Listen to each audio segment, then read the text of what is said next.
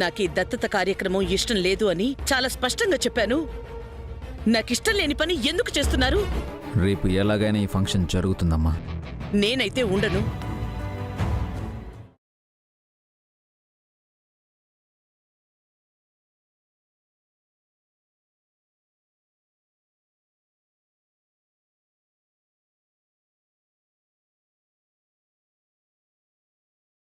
నీ మనసు బాధగా ఉంటే ఐఎమ్ వెరీ సారీ అమ్మా.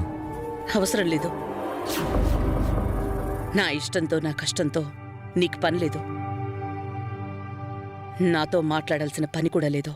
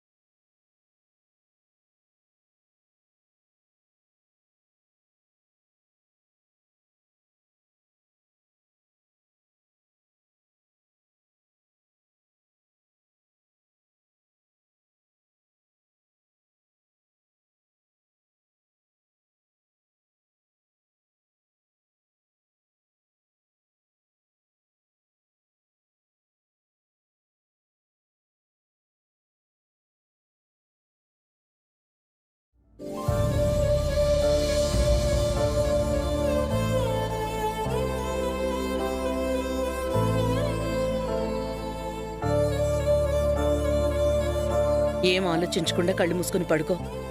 నొప్పి తగ్గిపోతుంది. నువ్వు నాతో మాట్లాడావు, ప్రేమగా మందు రాసావు, నొప్పి తగ్గిపోయిందమ్మా.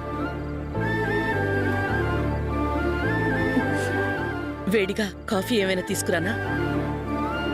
ఇంకేం వద్దమ్మా, థ్యాంక్ యూ. సరే, డ్రెస్ తీసుకో.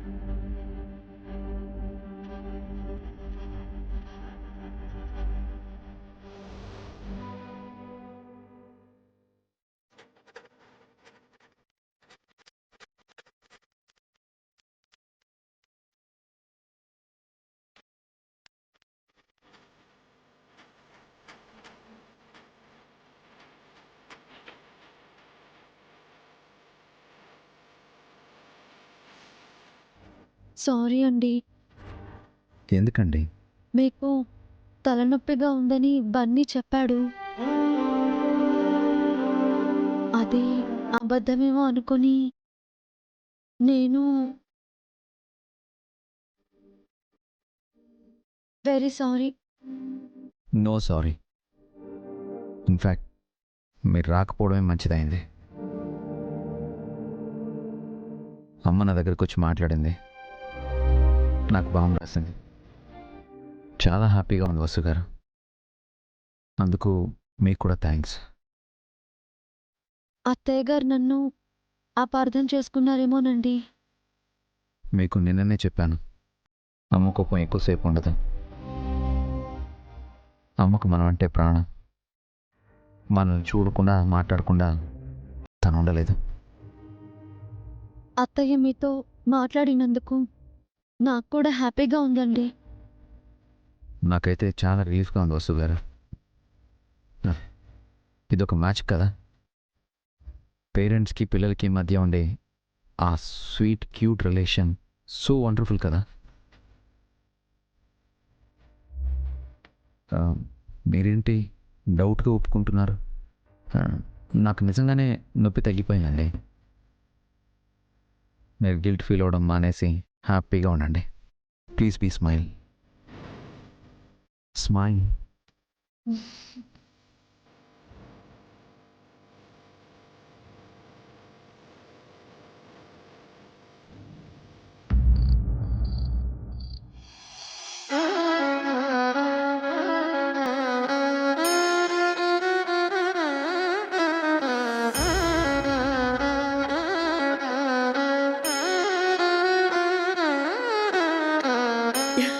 వచ్చారా? రండి, మీకోసమే ఎదురు చూస్తున్నాను. పోట్లాడ్డానికా మాట్లాడ్డానికా?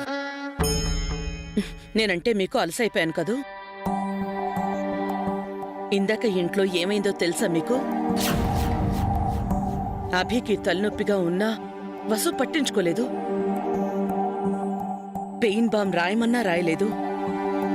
అభి నొప్పితో బాధపడుతుంటే అలాగే వదిలేసింది. వసు అలా చేయదే. చేసింది కాబట్టే చెప్తున్నాను, చాడీలేం చెప్పట్లేదు. అభి విషయంలో తొందరపడ్డామని ఇప్పుడు అనిపిస్తోంది. సంధ్య చనిపోయాక అను కీర్తిలను చూసుకోవడానికి ఒక తల్లి కావాలని, అభి బాగోగులు పట్టించుకోవడానికి ఒక భార్య కావాలని ఈ పెళ్లి చేశాం.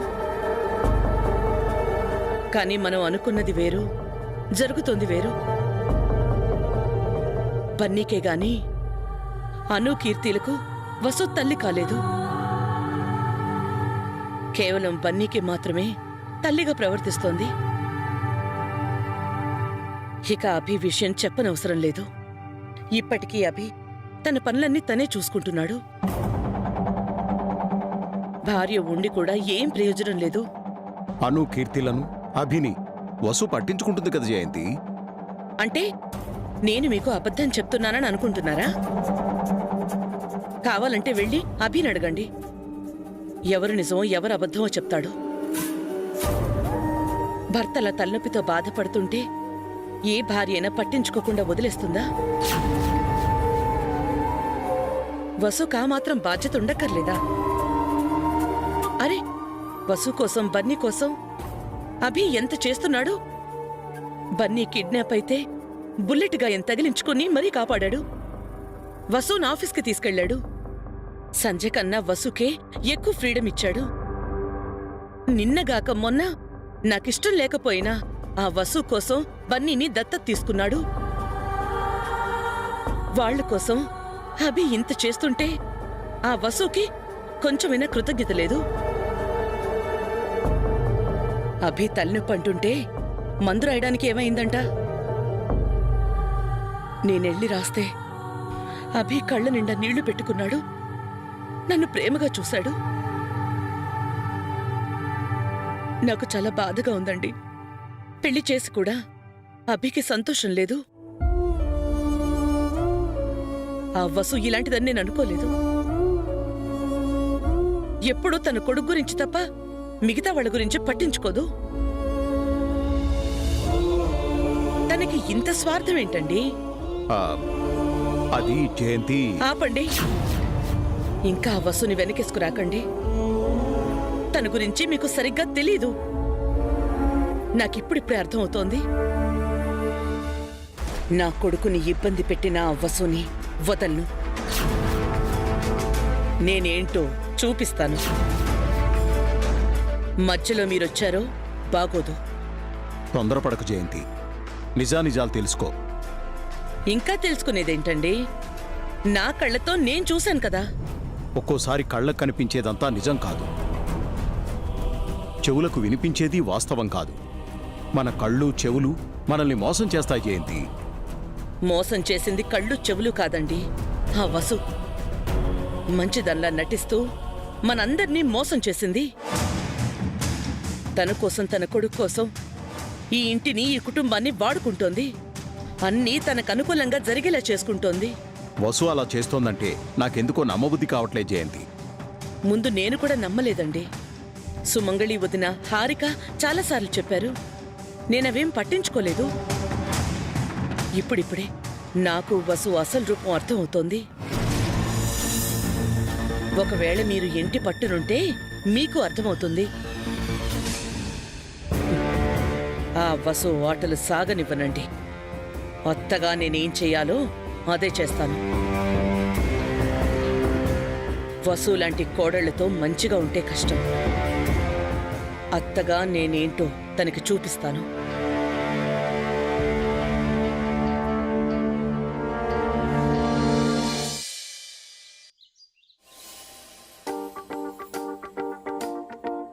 మీ ఇంటి శుభకార్యం అంటే రాకుండా ఎలా ఉంటాం సత్యనారాయణ గారు? భలేవారండి. మీరు వైజాగ్ నుంచి వచ్చి పిలవాలా? ఈ ఫోన్ పిలుపు చాలండి, తప్పకుండా వస్తా. చెల్లెల్ని అడిగామని చెప్పండి. మంచిది, ఉంటాను. ఆ.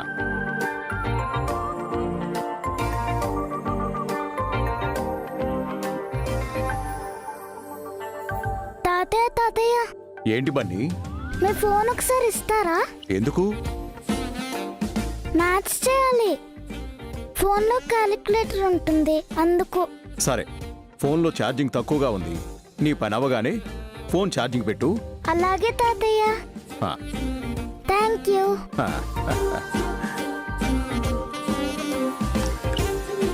ఏం పోగనరానిది. సొంత మనవళ్ళ మా అన్నయ్య దగ్గరే దర్జా ఒలకపోస్తున్నా. మీ అమ్మకు నీకు అదృష్టం దరిద్రంలా పట్టింది. నాకు జరగని రెండో పెళ్లి మీ అమ్మకు జరిగింది. ఈ ఇంటి వారసుడిగా నీకు దత్తత జరిగింది. మీ ఇద్దరిని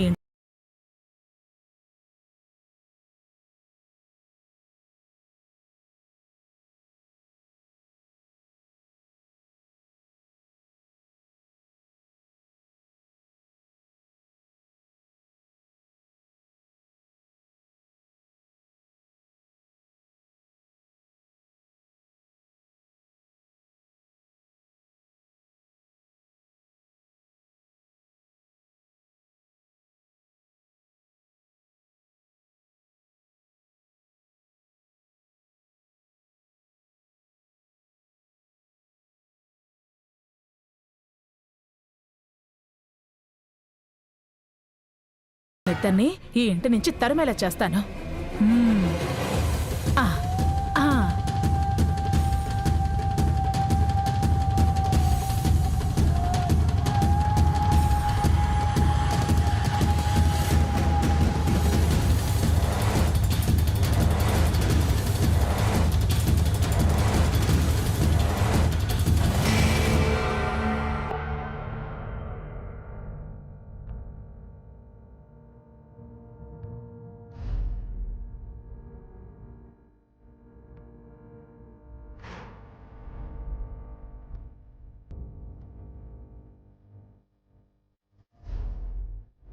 రే బన్నీ, నువ్వు లెక్కలు రాస్తున్నావు.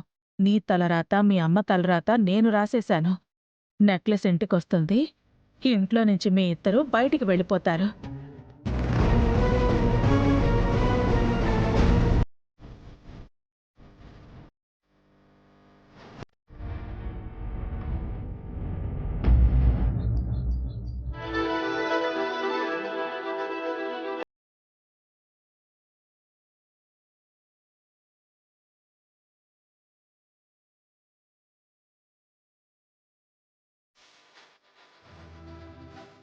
వసు గారు, నా షర్ట్ ఐరన్ అయిపోయిందా?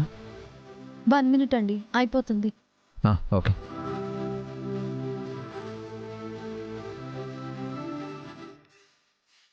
మమ్మీ మమ్మీ నా షర్ట్ కూడా ఐరన్ చేయవా?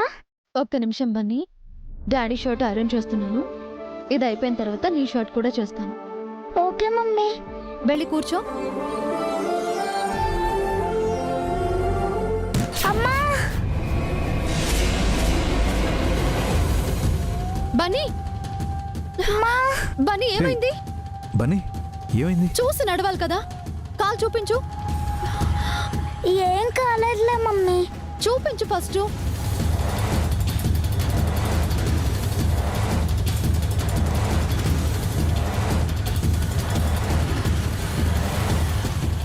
ఏం కాలేదులే మమ్మీ.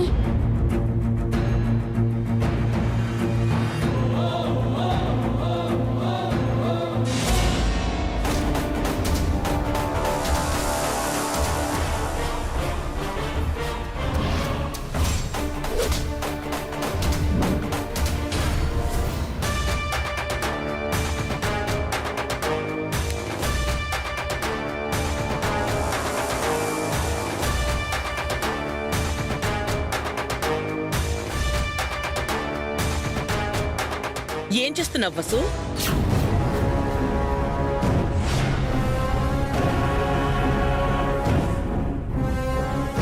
ఏంటత్తయ్య? ఏంటా ఇదేంటి?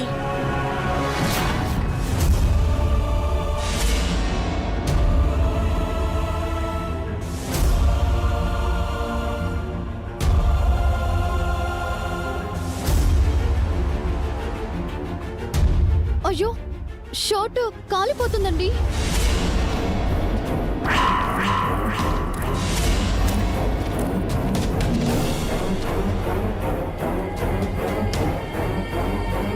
అదే అడుగుతున్నాను. నీకు ఒంటి మీద స్పృహ ఉందా? నువ్వేం చేస్తున్నావో నీకు తెలుస్తోందా?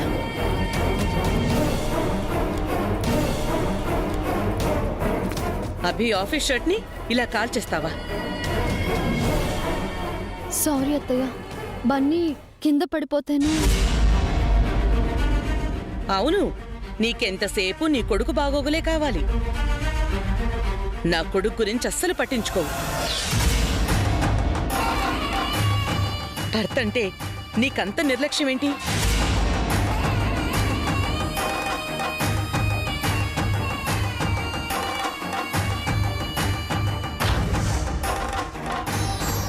నిన్ను కూడా ఇలాగే చేశావు. అభి తలనొప్పితో బాధపడుతుంటే ఆ విషయం నీకు నీ కొడుకు చెప్పినా అవేం పట్టించుకోలేదు. పైగా ఆయన గురించి నీకెందుకు, నీ పన్ను నువ్వు చూసుకో అని బన్నీతో అన్నావు.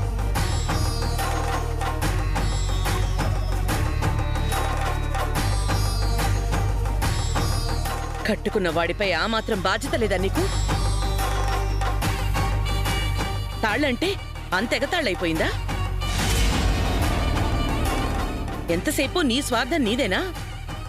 నువ్వు నీ కొడుకు సంతోషంగా ఉంటే చాలా.